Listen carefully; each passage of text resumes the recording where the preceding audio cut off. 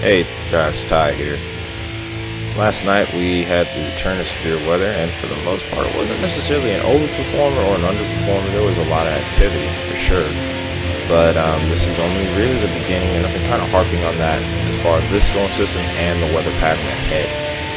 As far as severe weather is concerned, for right now, things are kind of calming down in the meantime, but we also have to look at the wintry weather side of things, where we have chances for snow as we draw closer to the Thanksgiving holiday, and then we also need to be taking a look at the weather pattern ahead. Expect an increase in storm systems after the holiday, and you can also expect increased fluctuation in between temperatures. Stay tuned. We'll cover it all next.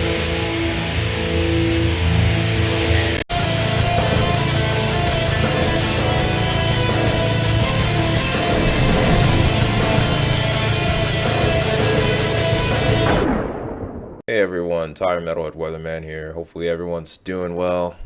Yesterday got pretty interesting as far as the severe weather concerned.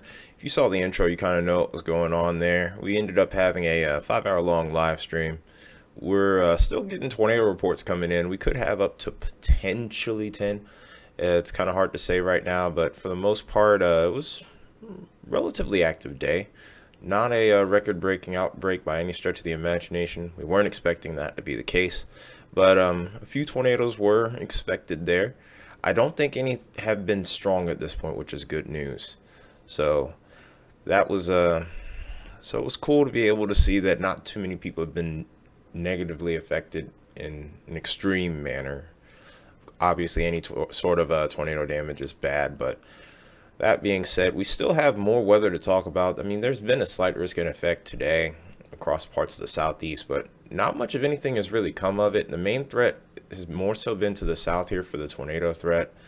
It's also potential for an isolated damaging wind gust, but so far, if we actually look at reports, not really a whole lot to show for it. In fact, nothing. So, good news to be had there. There is a marginal risk tomorrow as well. And then really with that, it's going to be more so tornado and wind threat, but even then it's probably going to be more of an earlier in the day type of thing. Instability was a big reason why a lot of these storms couldn't get going, and it's a great thing that it actually turned out that way. Still have a chance for maybe a little bit of activity later this evening, but we'll have to see what happens with that. No live stream is expected tonight, just so you know. But that's actually not the reason why we're here, though, is to talk about severe weather. We do have winter weather ahead here in regards to the holiday ahead here. And if we look towards the probabilities for winter precipitation, if we look at day one, for example, we do have an increase in wintry precipitation. This is looking at probabilities for 2 inches or more of snow. And there's actually quite high probabilities over here towards Vermont and New Hampshire over here. So keep an eye out towards these regions because this could get a little bit interesting. Some of you may end up actually having a white Thanksgiving here. Then as we continue to move forward here, we see this actually spread into Maine, and then we go even further beyond. This is actually going to end up eventually moving out and going north of the border by the time of Thanksgiving. So the chance of snow falling may start to decrease just a little bit. Still a little bit uncertainty with this setup in general, but for the most part, I do think at least towards the northern tier of the Appalachians and the Adirondacks, we could be seeing some snow here. And then throughout the morning of Thanksgiving, we could see some activity towards Maine. Not necessarily unheard of for that region, but nonetheless, though, white Thanksgiving, you don't really think about that too often. Also, the Rocky Mountains could be a point of interest as well as far as the Thanksgiving holiday is concerned. And throughout the day, the snowfall coverage will increase towards the northern tier of the Rockies here, with the probabilities really starting to ramp up as we head towards Thursday evening. We head towards Friday morning. We also end up seeing an increase over here, and this will be our next big storm system here. The storm track is more than likely going to end up taking this a little further off to the north once we pass into the Great Plains, and then after that, we should be watching this one work its way out of here. We could actually, let me take that back. I think this one might actually push towards the Ohio Valley. It could be close though. There's been a little bit of model disagreement with that. Speaking of models, we're going to take a whole look at a grand look at what lies ahead here as we close out the month and head to December.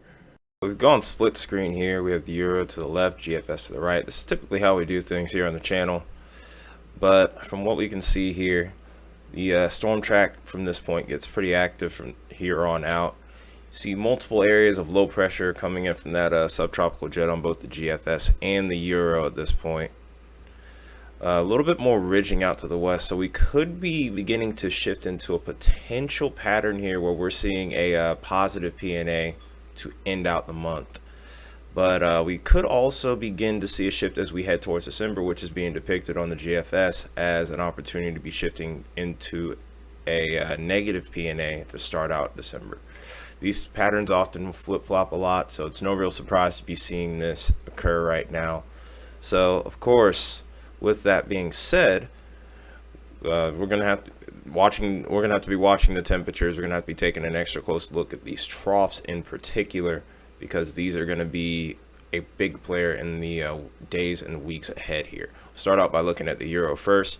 This is our area of low pressure. This was the catalyst behind the severe weather event yesterday.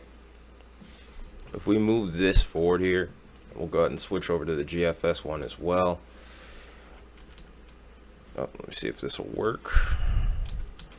We can see this storm system continuing to move here, and this troughing here is going to help really knock the temperatures down across this eastern portion of the country here.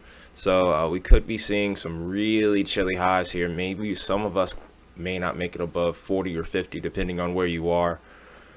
And then as we continue to go forward here, we have another storm system towards the end of the week that tries to come into play here.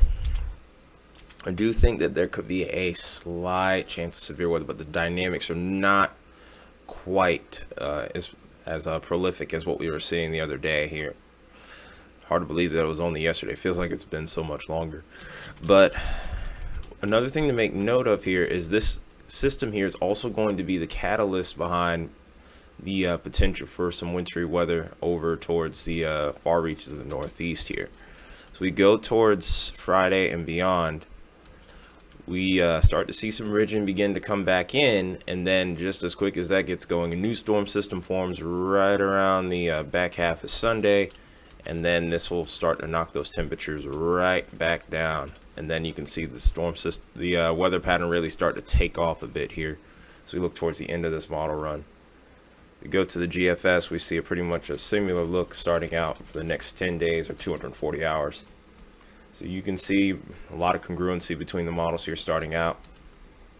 And one thing to make note of here is that once we get towards 200 hours, this storm system looks a lot more interesting on GFS versus Euro here. So be interesting to see what the next run ends up showing with this one. Like I said, nothing really being indicated by the Storm Prediction Center right now, but there are some interesting looks on a couple of these models that we'll have to keep a close eye on. As we continue to go to 300 hours out, we start to see a bigger cool down towards the heart of the country and a little bit more stout of a storm system here. If this trend ends up holding, this could bring winter weather into the middle of the country in particular here. Definitely having some decent confidence in a cool down here. And then also towards the Great Lakes, it could bring some winter weather into play here. If this scenario plays out here, that would be a pretty stout storm system to say the least. If we were to look at things on the height anomaly map, I really cannot speak today.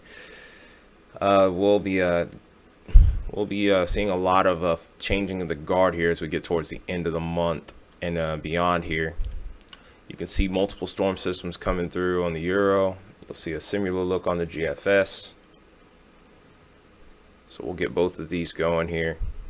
These little blue areas are low pressure areas and also cold air masses.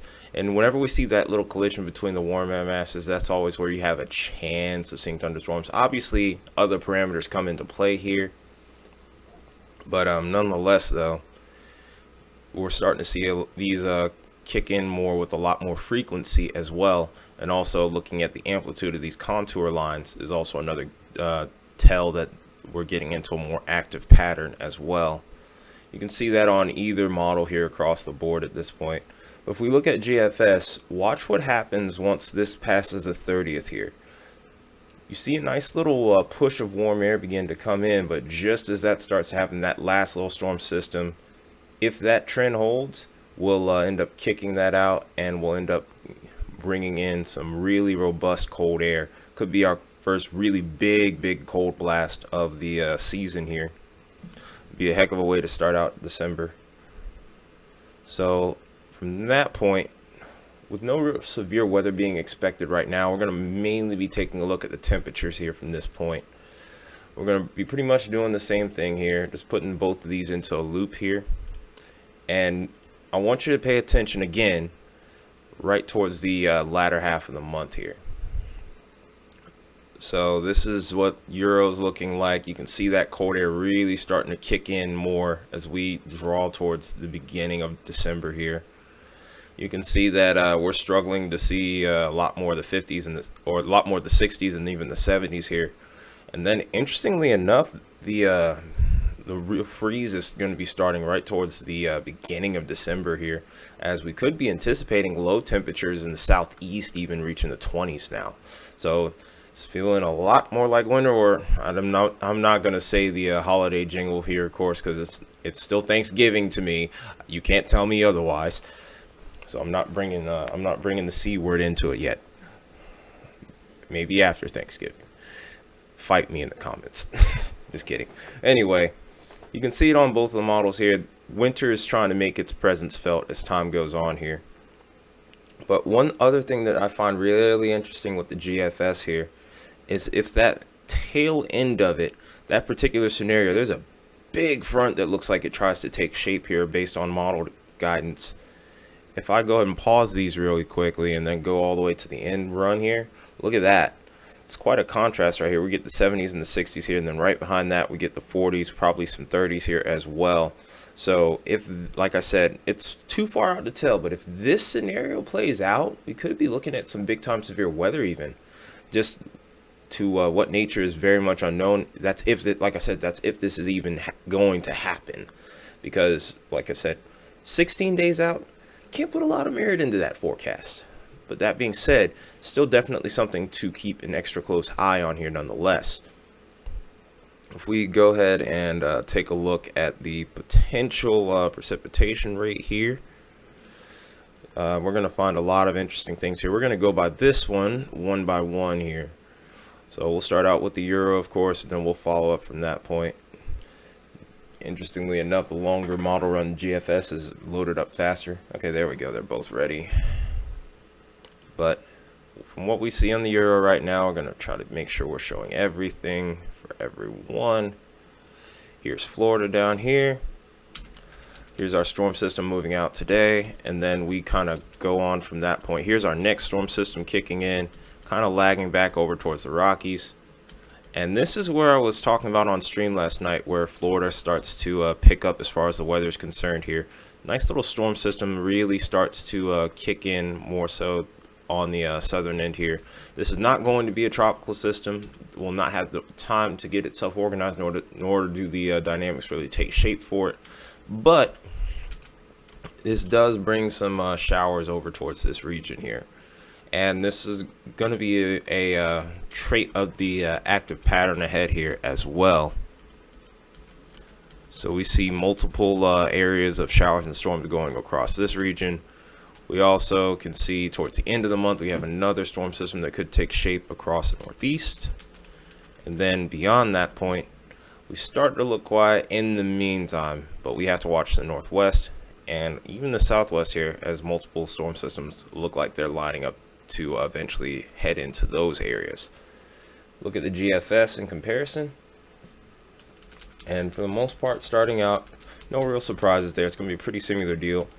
A little bit more rich on the snowfall here to start out Friday morning into late Thursday night. So Thanksgiving evening into Friday, that could be a little bit more interesting depending on if this run ends up being correct or this one. But as we go towards Sunday here, we can actually see that this storm system starts to look a little bit better and maybe makes a little bit more of a push to the south here across the Ohio Valley. but eventually this ends up getting kicked a little further to the north here. This other little rampant piece of energy here comes into play as well, and this also is what is likely to increase the chance of wintry precipitation over here with the increased amount of moisture here. But the thing is, moisture and cold don't necessarily go together as quickly. So the thing is, this could end up trying to jog a little further to the north. So there's going to be a little bit of variance in this model run as far as snowfall totals are concerned. Get some wraparound snow. This could even trigger the lake effect machine at this point. We see plenty more activity around Florida at this point. And then here's our next system. Temperatures are really cool at this point, and this is an interesting scenario that I've been kind of seeing like on and off here. Maybe, and I'm still kind of doubtful on this, maybe we could see a few flurries over here towards northern Georgia and Tennessee, maybe the mountains in North Carolina as well, to start out the month of December. But this isn't going to be a long-lasting event if this even ends up coming to fruition right now. And then here comes those next big storm systems that we were talking about at the end of the Euro run. And this could cause some real chaos here. This is actually showing a scenario where these two storm systems could potentially phase. I don't know if this actually ends up occurring or not. But nonetheless, if that ends up happening within that 14 to 16 day period, we could be looking at some big time impacts as a result. Here's that warm nose that ends up occurring ahead of that low pressure here, and of course, like I said, this kind of has the look of maybe some broad severe weather. Just whether or not that happened or where the impacts would lie at this point, still too far out to tell. But nonetheless, though, some interesting stuff that we're seeing here as we get towards the month of December here. We're gonna have a December outlook coming up within the next day or so here. Things kind of got threw off with that when we had to go into storm mode here. We're still keeping an eye out for additional storm systems as well, so we'll just kind of be on our P's and Q's here in the channel and working towards being a little bit more efficient here. That being said, appreciate you guys being here. Make sure you smash that like button, decimate that subscribe button, and obliterate that share button. I'll see you guys soon. This has been Tired Metalhead Weatherman. Till then, take care, and you guys have an awesome evening.